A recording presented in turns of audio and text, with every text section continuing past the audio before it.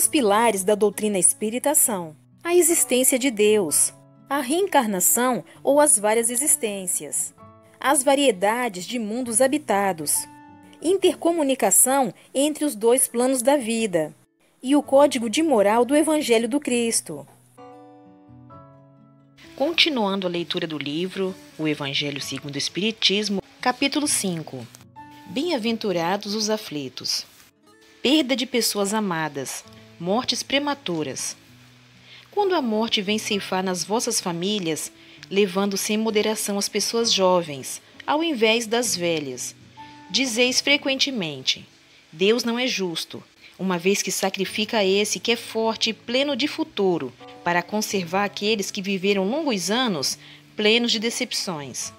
Uma vez que leva aqueles que são úteis e deixa aqueles que não servem mais para nada. Uma vez que parte o coração de uma mãe, privando-a da inocente criatura, que fazia toda a sua alegria.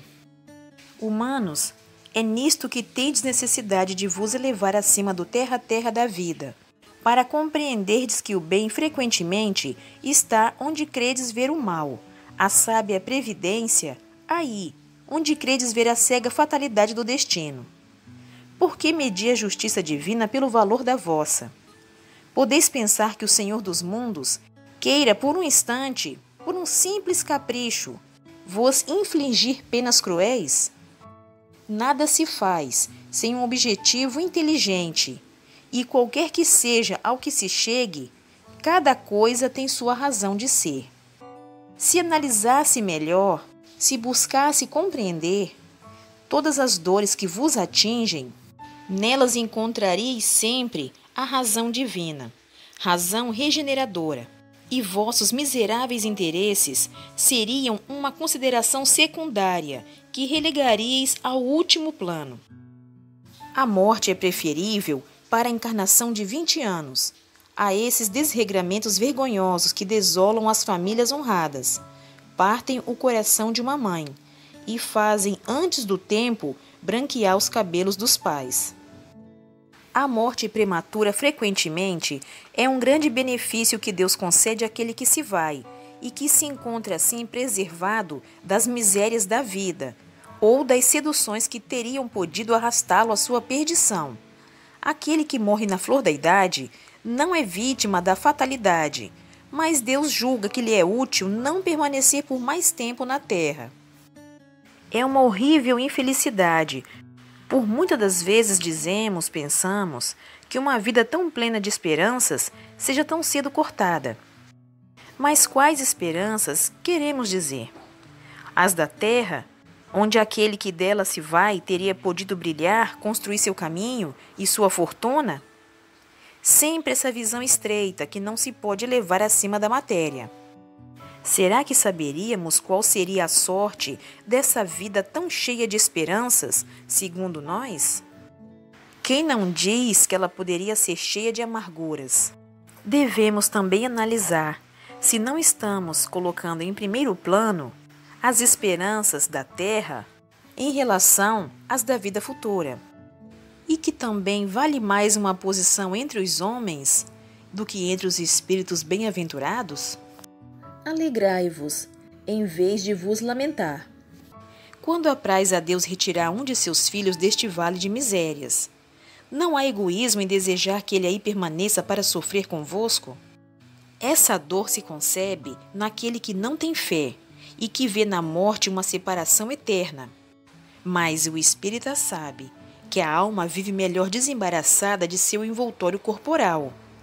Mães, sabeis que vossos filhos bem-amados estão perto de vós. Sim, estão bem perto. Seus corpos fluídicos vos cercam, seus pensamentos vos protegem, vossa lembrança os embriaga de alegria. Mas também vosso desespero os aflige, porque denota uma falta de fé e mostra uma revolta contra a vontade de Deus. Para quem compreende a vida espiritual, escute as pulsações de seu coração, chamando esses entes bem-amados, e se pedir a Deus para os abençoar, sentirá em você essas poderosas consolações que secam as lágrimas, essas aspirações maravilhosas que mostrarão o futuro prometido pelo soberano Senhor. Se fosse um homem de bem, teria morrido. Frequentemente ouvimos dizer, falando de um homem mau que escapa de um perigo. Se fosse um homem de bem, teria morrido. Dizendo isso, se está com a verdade, porque efetivamente ocorre que muitas vezes Deus dá um espírito jovem ainda nos caminhos do progresso. Há um espírito que reencarnou poucas vezes, uma prova mais longa que é um bom espírito, que receberá em recompensa do seu mérito o favor de que sua prova seja tão curta quanto possível. Se morre um homem de bem, cuja casa ao lado seja de um homem mau, ficamos a pensar, por que o homem mau continua a viver e o homem de bem morreu? Saiba que aquele que parte terminou sua tarefa, e aquele que fica talvez nem a tenha começado. Que você diria de um prisioneiro que tivesse cumprido sua pena e que se retivesse na prisão, enquanto que se desse liberdade àquele a que a ela não tinha direito? Fique sabendo que a verdadeira liberdade está na libertação dos laços do corpo, e enquanto estiver sobre a terra, está em cativeiro. Não censure o que não pode compreender ainda, e creia que Deus é justo em todas as coisas, e que frequentemente o que nos parece um mal é um bem. Mas nossas faculdades são muito limitadas, que o conjunto do grande todo escapa aos nossos sentidos obtusos. Devemos nos esforçar por sair pelo pensamento da nossa esfera estreita. E à medida que nos elevamos, a importância da vida material diminui aos nossos olhos, porque ela não nos apresentará senão como um incidente, na duração infinita da existência espiritual, que é a única existência verdadeira. Há uma história sobre a vida de Chico Xavier, um tanto curiosa até engraçada, que tem a ver com esse tema. Um caso bem-humorado era contado pelo próprio Chico, envolvendo um estudioso da doutrina de Uberlândia, que tinha o hábito de abrir o Evangelho segundo o Espiritismo para encontrar as orientações adequadas, sempre que sentia necessidade, uma prática comum entre muitos espíritas. Certo dia, quando se encontrava em sua chácara, uma tempestade violentíssima desabou sobre a cidade, com muitos raios e relâmpagos, assustando a todos.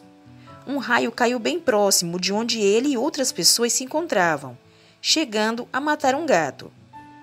O homem reuniu os parentes, avisando que o pior não tinha acontecido, graças à proteção dos espíritos, e pegou o Evangelho, abrindo-o numa página ao acaso. A mensagem que leu começava assim: se fosse um homem de bem, teria morrido. Foi o que bastou para que todos, apesar do clima de meditação, caíssem na gargalhada. Disse que os próprios espíritos providenciaram a brincadeira. Obrigada pela sua companhia. Fique com Deus e até o próximo vídeo.